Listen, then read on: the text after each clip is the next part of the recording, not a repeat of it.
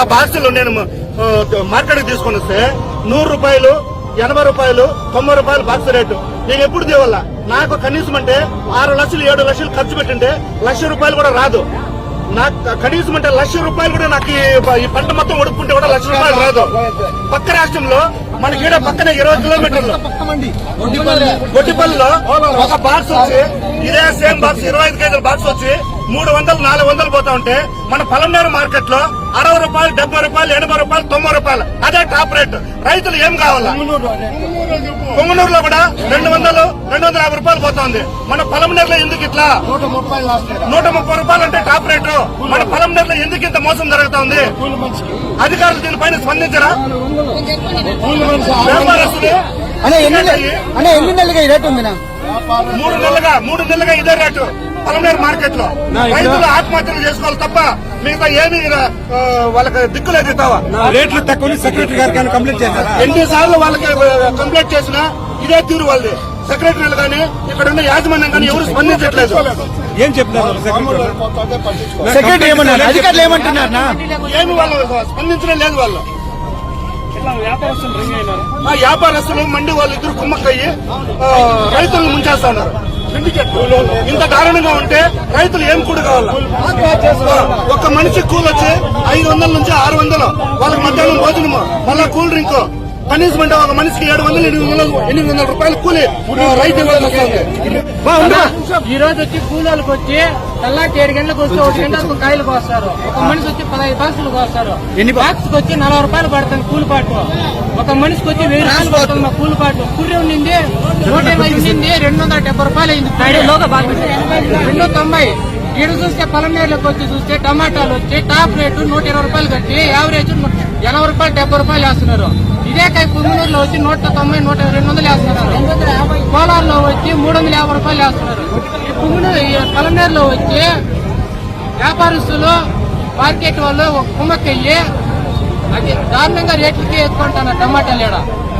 ఇలా అయితే రైతులు ఆత్మహత్య చేసుకొని చావాల్సిందే. దీనికి ముఖ్య కారణం ఏమీ లేదన్నా. ఈ పలమనేరులో సిండికేట్ అయిపోయింది మార్కెట్ సిండికేట్ అయిపోయింది.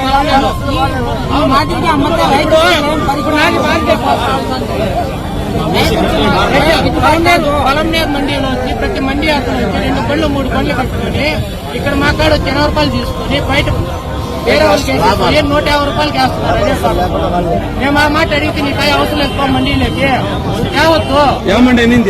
మండీ పేర్లు అందరూ అంటారన్నా. అన్ని మండీలు అంటున్నారంట. నీకాయ యూట్యూబ్ చేయింది, నీకాయ మెతుకు కూర్చుంది, నీకాయ తేవద్దు మండీలోకి ఇలా చెప్తాను.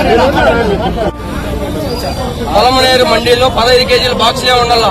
ఏ రైతు టాటా చూడాల. ఒక్కొక్క బాక్స్ 19 కేజీల నుండి 20 కేజీలు వస్తుంది. దీని పరిష్కారం ఎవరు చెప్తారు? బాక్సులు ప్రతి ఒక్క మండీలోనూ 20 కేజీలు ఉన్నాయి బాక్సులు. చైర్మన్ ఏం చేస్తా ఉన్నాడు? ఏ బుద్ధు చైర్మన్ రేట్లు చూసింది లేదు. ఈ కాటా ఉంది 15 కేజీ. ఈ సంవత్సరమే పెంచిండేది బాక్సులు. ఏ ఒక్క రైతు పట్టించుకోలేదు దాన్ని. ఏ మండీ వాళ్ళకి ఇష్టం వచ్చిందే ఇష్టారాజ్యం అయిపోయింది. అధికారులు చెప్పారా? అధికారులు ఎవరు పట్టించుకునేవాడే లేడు. మార్కెట్ చైర్మన్ అనేది ఏ బుద్ధు మార్కెట్ లోకి వచ్చి ఏ పరిస్థితి రైతు అడిగిన పరిస్థితి ఆనవాలే లేవు. బాక్స్ ప్రతి ఒక్క మండీలో ఒడ్డిపల్లి 350 రూపాయల నుండి 400 పోతాంది. కోలార్ మార్కెట్ 400 నుండి 500 పోతాంది. పలమనేరు ఎందుకు 200 కూడా లేదు.